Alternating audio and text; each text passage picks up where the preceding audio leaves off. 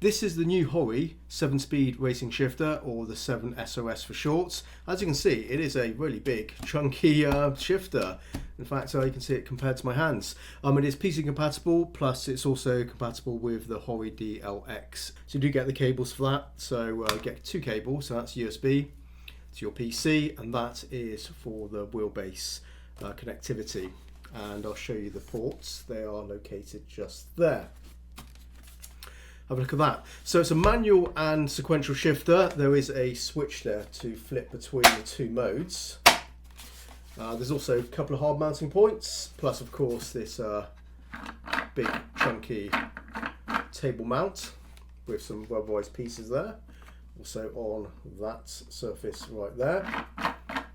So that's well taken care of. Yeah, really hefty. There's a dial on the side here, so let me just show you this. And that's for adjusting the actual tension. So that's the sort of default in the middle. So you can loosen it, or you can tighten it by just moving it to the right, like so. Let me just put it in the middle first. That's how it came, sort of in that orientation. And let me demonstrate. So H pattern mode, or manual mode. We have 8 gear positions, so 7 and reverse. So let me just show you. So it's 1, 2, 3, 4, 5, 6, 7, and reverse. Let me adjust the tension. Let's just put it on its highest tension. We'll just do the same motion again. You can hear a bit of a click now. And indeed, there is a little bit more tension.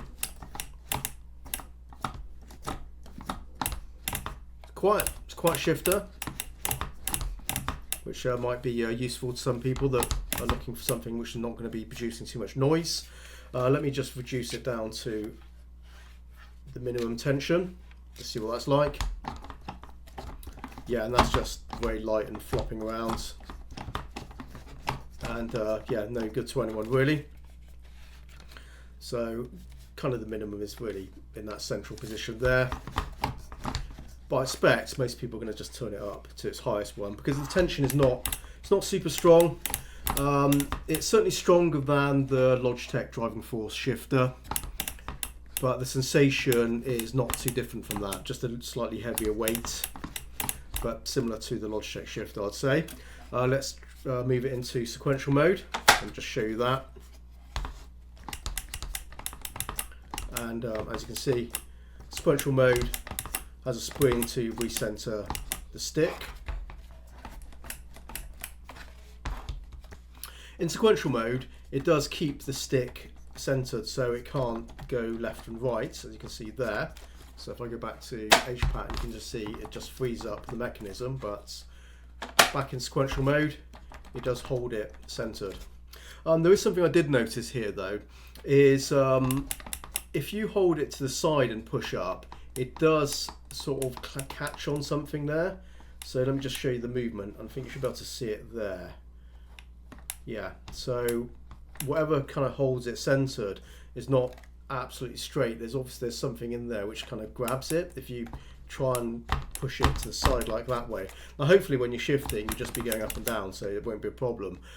This side seems to be a little bit better. It sort of goes into this sort of notch bit, but then does free up in both directions. But when I push it to the right, pulling back's okay, but pushing forward it does catch, so you do need to be a little bit careful there. I expect when you're using it that's not going to be an issue, but I just thought I'd mention it.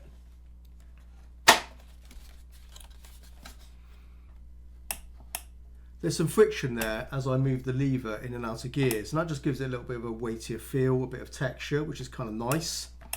The tactile sensation, the pop feel, is not particularly strong. There is an element there, and if I demonstrate here, we're in 3rd gear right now, and if I just push it slowly into neutral, you can see it's not like a big positive snap going into neutral here. It does get there, and there is a little bit of a pop there, as you can see, but it's fairly subtle. But you can feel it when you transition between the gear to neutral and back into gear. You can feel it, so there is there is that element there. As I said, along with that sort of texture of the friction, which overall it actually feels okay. I did take the opportunity to mount this to my tabletop just to get an idea of how stable it feels, and because it is quite bulky and weighty, it does feel substantial when it's mounted to a table, which is not a bad thing at all. So despite it being plastic, it does feel quite sturdy.